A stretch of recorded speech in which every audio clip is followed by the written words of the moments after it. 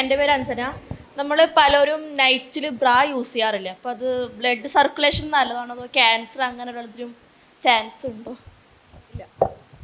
Simple answer is no. Bra and cancer ഒരു study ഇല്ല, no connection. Bra ഉപയോഗിക്കാത്തത് കൊണ്ട് മൈക്രോ ടയർസ് വന്നിട്ട് കുറച്ച് ഇഷ്യൂസ് റിപ്പോർട്ട് ചെയ്തിട്ടുണ്ട്. അതിനാണ് നമ്മൾ സപ്പോർട്ട് കൊടുക്കണം എന്ന് പറയണത്. നൈറ്റ് ടൈമിൽ യൂസ് ചെയ്യാൻ പറ്റുന്ന കാമിസോൾ ബ്രാസ് പോലത്തെ ബ്രാസ് ഉണ്ട്, അത് അങ്ങനെ യൂസ് ചെയ്യാം. അല്ലെങ്കിൽ ഇല്ലാതെയാണ് താല്പര്യമെങ്കിൽ അതും കുഴപ്പമില്ല.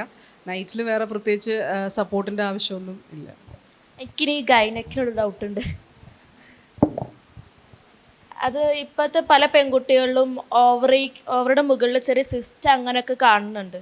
അപ്പോൾ അത് എന്തുകൊണ്ട് അങ്ങനെ വരാനുള്ള ചാൻസ്? ഓവറിൻ്റെ മുകളിലുള്ളത് PCOSൻ്റെ സിസ്റ്റാണോ ഉദ്ദേശിച്ചത്? അല്ല, വേറെ സിസ്റ്റ്. ആസ് ഫാർ ആസ് നമ്മൾ മെൻസ്ട്രേറ്റിംഗ് പീരീഡ് നമുക്ക് സിസ്റ്റുകൾ വരാം. പക്ഷെ അത് ഏത് സിസ്റ്റാണ് നമ്മൾ നോക്കണം. അതായത് പാത്തോളജിക്കൽ ഫങ്ഷണൽ സിസ്റ്റ് ഉണ്ടാകും, അത് നോർമൽ. ഞാൻ പറഞ്ഞില്ലേ നേരത്തെ, ഫോളിക്കിൾ വന്ന് അത് എൻലാർജ് ചെയ്യും, അത് വന്നിട്ട് പിന്നെ റപ്ചർ ആവും. ചിലപ്പോൾ റപ്ചർ ആവാതെ തന്നെ അങ്ങനെ ജസ്റ്റ് അവിടെ നിൽക്കുന്ന സിസ്റ്റ് ഉണ്ടാകും, ഫോളിക്കുലാർ സിസ്റ്റ്. അത് ഫങ്ഷണൽ ഫോളിക്കുലാർ സിസ്റ്റാണ്.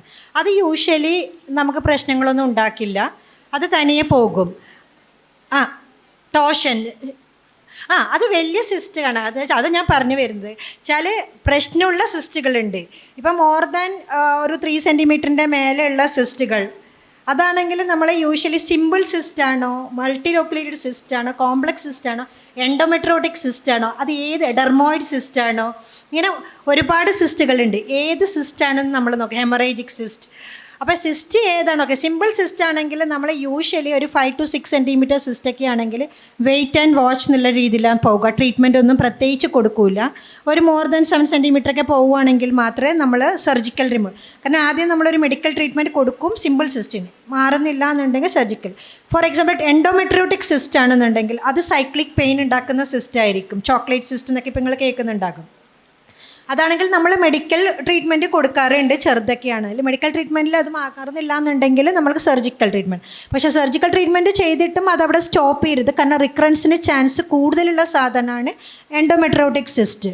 അപ്പം നമ്മൾ സർജിക്കൽ ട്രീറ്റ്മെൻറ്റ് കഴിഞ്ഞിട്ടും മോർ ദാൻ 1 ഇയറോളം നമ്മൾ മെഡിക്കൽ ട്രീറ്റ്മെൻറ്റും കൂടി കണ്ടിന്യൂ ചെയ്യേണ്ടതാണ്. പിന്നെ ഈ പറഞ്ഞ പോലെ സിസ്റ്റ് ടോഷൻ ആവോ, അത് പിരിഞ്ഞു പോകുമോ എന്നുള്ളത്. അങ്ങനെ വരുവാണെങ്കിൽ that is an emergency condition, we have to do a surgery immediately എന്നാണ്. അതുപോലെ സിസ്റ്റ് റപ്ചർ ആയാലും നമ്മൾ ഇമ്മീഡിയറ്റ് സർജറി ചെയ്യേണ്ടി വരും, ഉള്ളിൽ ബ്ലീഡിങ് ഉണ്ടെങ്കിൽ.